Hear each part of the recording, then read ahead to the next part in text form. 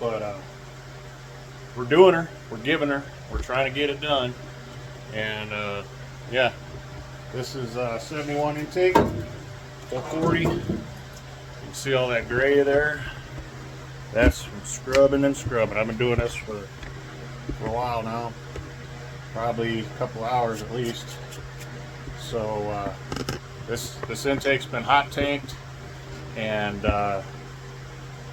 it's still crusty. Of course, it sat around for a couple of years too while I was waiting on building this engine. So I got purple power and parts washer.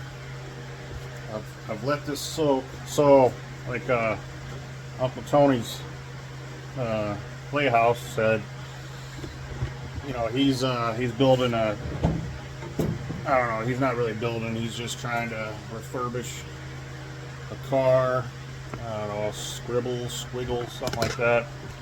And the heat crossover blocked off, so he's like, I'm going to toss it and get a new one, or another one that's not all blocked up. This one had the same thing going on. It was all plugged up, blocked up. I used various screwdrivers and chisels and chipped away, and I'm like, you know what, I'm never going to get it all out of here. Getting all of that cleaned out, like Uncle Tony said, it's going to be a nightmare. It's going to be nearly impossible. And I think he's right. But being that this is the most desirable factory intake, and to be honest with you, I really want to eventually put a Ram Charger hood on this car. And so Performer RPM is really out of the question, and I don't know, the Performer intake is basically the aluminum version of this, but it's ugly, I think. This one's cool, it's heavy, but it'll do the same job as the Performer intake, adding about 17 pounds maybe.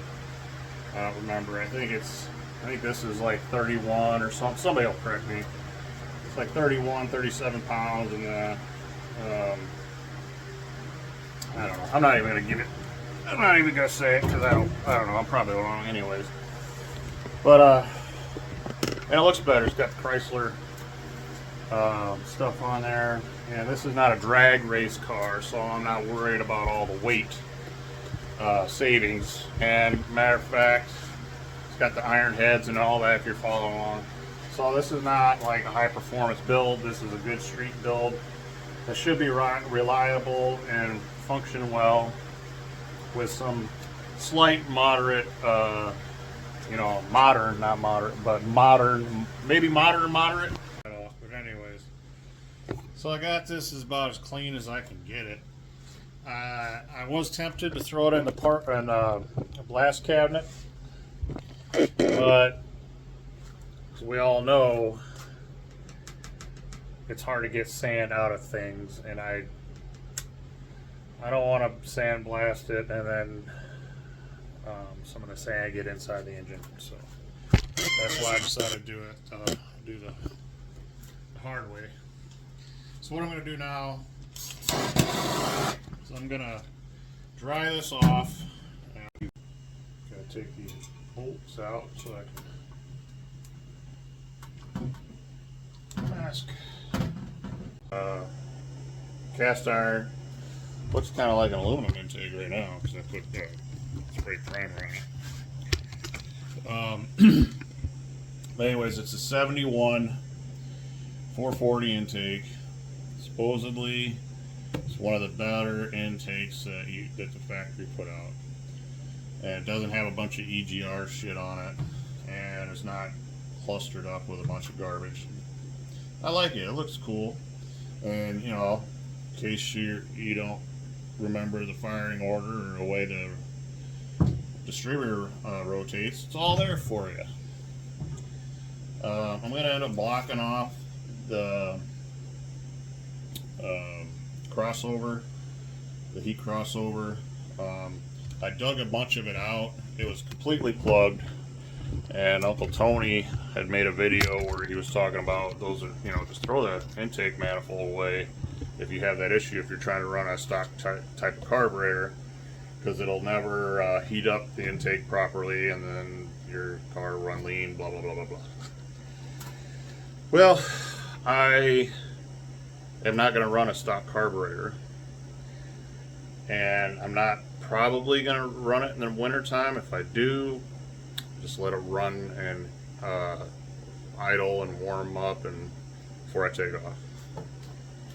But I still wanted to dig it out, try to get some of the weight out of it, you know, because it was plumb full.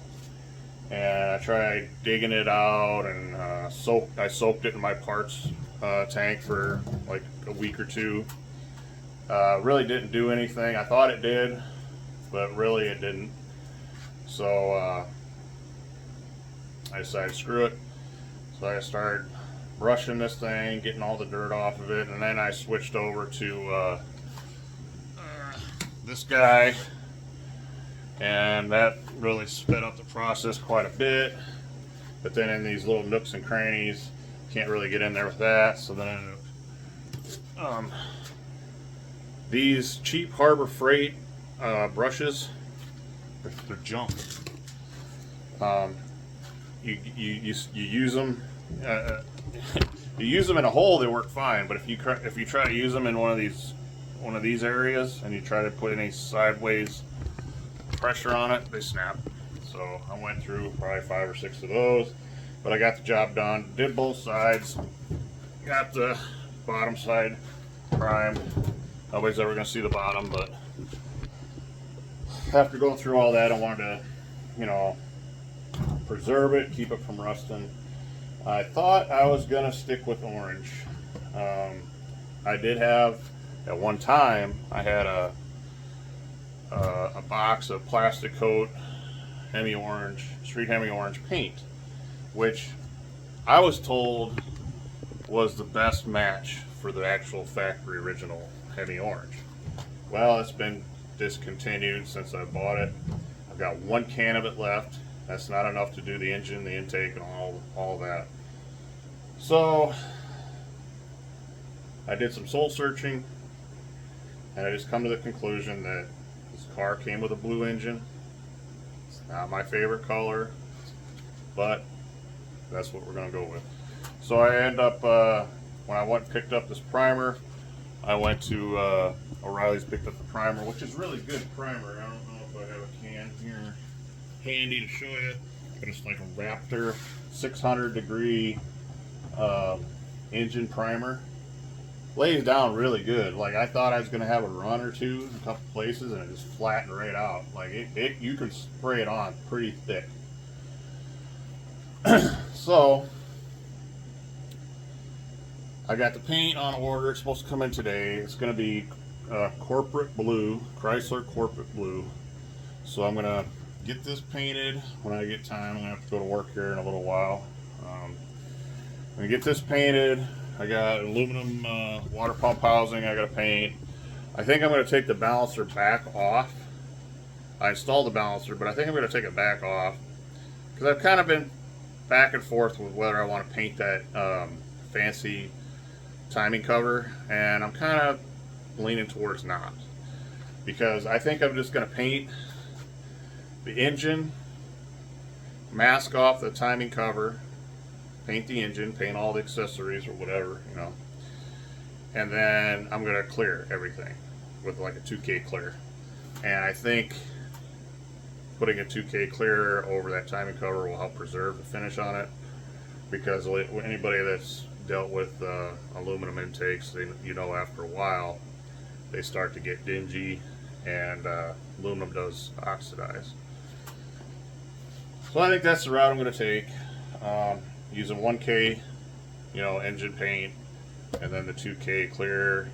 Steve Dulcich's tip. If you're a paint guy, you're probably not going to agree with that. I'm going to try it. If it don't work, I'll post it. But anyways, just want to make an update. I'll show you this thing instead of my mug. Looking pretty good. And engine's still sitting over there on the stand, waiting on me. But this has been a long enough video. Just kind of an update, what I've been doing. Haven't had a whole lot of time to work on stuff, like I said, but I'm going to get back on it, back at it when I can. I'll probably do a lot more stuff in the garage this winter because the job I have is just a seasonal job, and I'll be able to get back on the car. I want to get the engine done, go through the transmission, replace all the seals for sure. Probably have to rebuild it. I'm hoping not, but probably gonna have to. And then I'm gonna put it all on the cradle that I made. You know, on the put the K member on the cradle. It's already on the cradle and all that shit. Shove it up under, you know, raise the car up, shove it up under the car, just like I took it out. Like how a million people are doing it now. But before I get there, I'm thinking about painting this engine bay. It is in decent shape. I am gonna probably at least steam clean it, and we'll see how it comes out. But I'm thinking that I'm probably gonna have to reshoot it because it is pretty grungy looking. And eventually this car is gonna get a repaint. But for right now, I think I'm just gonna drive it as is. It's gonna be a, you know, kind of a ratty deal. I mean, it's on the nicer side of the ratty. There's no rust, but there is some dings and dents in it, minor dings and dents. And yeah, I keep rambling, so I'm gonna go. But thanks for watching. Like, subscribe, comment, share, and rockin' Mopar. Later.